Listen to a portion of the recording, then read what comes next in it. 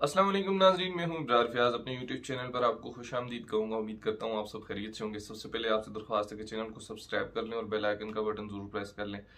नाजरीन, बाबर आजम और मोहम्मद रिजवान के लिए अब एक और नई ब्रेकिंग न्यूज़ आई है कि इन दोनों के बारे में कि पीसीबी को आखिर फाइनली ख्याल आ ही गया कि जिस चीज़ का जिक्र पिछले 3 साल से क्रिकेट के जो एक्सपर्ट हैं वो इस बारे में बयान दे रहे थे कि बाबर और रिजवान दोनों को ओपनिंग नहीं करनी चाहिए, इन दोनों को ओपन नहीं करना चाहिए, इन दोनों को गठे नहीं आना चाहिए, क्योंकि ये T20 में ये दोनों ओपनिंग करते हैं। बाबर आजम और मोहम्मद रिजवान, इनको चाहिए था, इनको सभी यही कह रहे थे कि इन दोनों में से किसी एक को चाहिए था कि वो पीछे रुकता करे, क्योंकि ये दो ऐसे खिलाड़ी हैं। इसकी सबसे बड़ी मेन वजह ये थी कि इन दोनों खिलाड़ियों के अलावा जिस टाइम ये दोनों खिलाड़ी आउट होते थे तो पीछे पूरी टीम की लाइन लग जाती, पूरी टीम ही क्लैप्स कर जाती और उसके बाद कोई भी खड़ा ना रह सकता पे विकेट के ऊपर।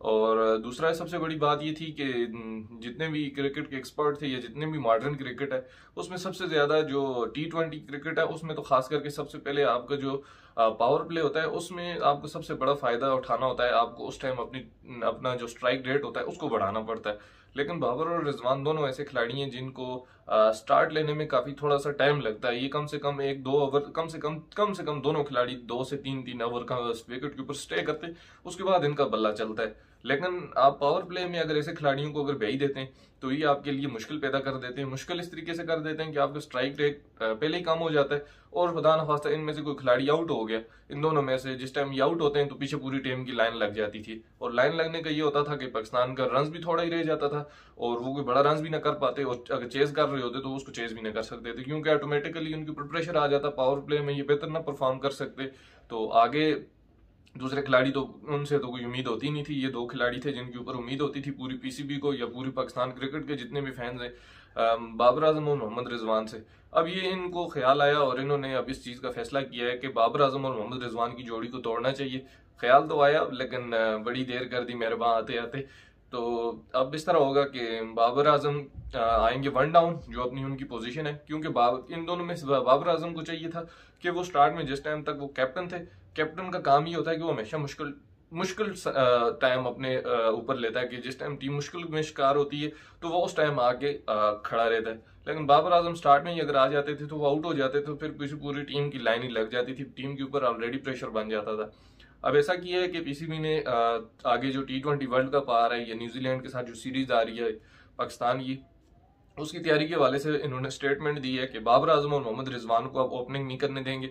अब इन दोनों की जोड़ी अलग हो गई है। अब इनकी जगह आएंगे साइम अयूब या फखर जमान। इन दोनों में से जो खिलाड़ी भी होगा वो करेगा ओपनिंग। मैं तो कहता हूँ साइम अयूब भी आए और फखर जमान, इन दोनों में से जो भी आए, ये दोनों पावर हिटर हैं।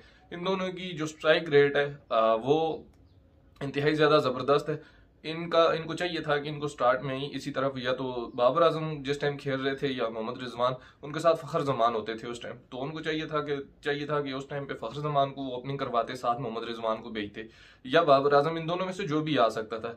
लेकिन उस टाइम पे इनकी गलतियों की वजह से इनको ना समझ लगी। अब इनको समझ तो आई, लेकिन अब इनके लिए ये फायदा जरूर होगा कि आगे नेक्स्ट जिस टाइम भी कोई भी खिलाड़ी खेलेगा या ये ओपनिंग करेंगे, मोहम्मद रिजवान और साइम अयूब ये दो ओपन करेंगे, बाबर आजम आएंगे वन डाउन पे। अगर इनमें से कोई आउट हो जाता है तो टीम के ऊपर एकदम प्रेशर नहीं बनेगा कि पीछे बाबर आजम मौजूद है, अगर वो खड़ा रहा या मोहम्मद रिजवान खड़ा रहा तो आगे आपकी टीम चल सकती है। क्योंकि हमारा मिडिल ऑर्डर बहुत ज्यादा कमजोर है तो उसको बेटर करने के लिए ये एक स्टेप इन्होंने उठाया और ये इंतहाई ज्यादा बेहतरीन स्टेप है इनके लिए। साइम अयूब को ओपनिंग करवानी चाहिए, वो तो बेटर ही है, जाहिर है वो ओपनिंग करेगा। उसके अलावा तो वो ओपन नहीं खेल सकता, क्योंकि ये जो खिलाड़ी होते हैं ऐसे पावर हिटिंग वाले, इनको पावर प्ले ही चाहिए होता है। पावर प्ले में ये अच्छा रन कर जाते हैं। आपको मेन चीज सबसे बड़ी प्रॉब्लम आपका स्ट्राइक रेट का हो, आपका स्ट्राइक रेट बेहतर होगा तो आपकी टीम प्रेशर में नहीं आएगी, आपकी टीम बेटर परफॉर्म करेगी। तो ये मैं कहता हूँ ये पीसीबी की तरफ से और पाकिस्तान की जो मैनेजमेंट है उसको अगर ये ख्याल आया तो ये काफी ज्यादा बेहतर ख्याल है इनके बारे में, और उन्हें उम्मीद की जा सकती है कि ये पाकिस्तान के लिए बेहतर साबित होगा।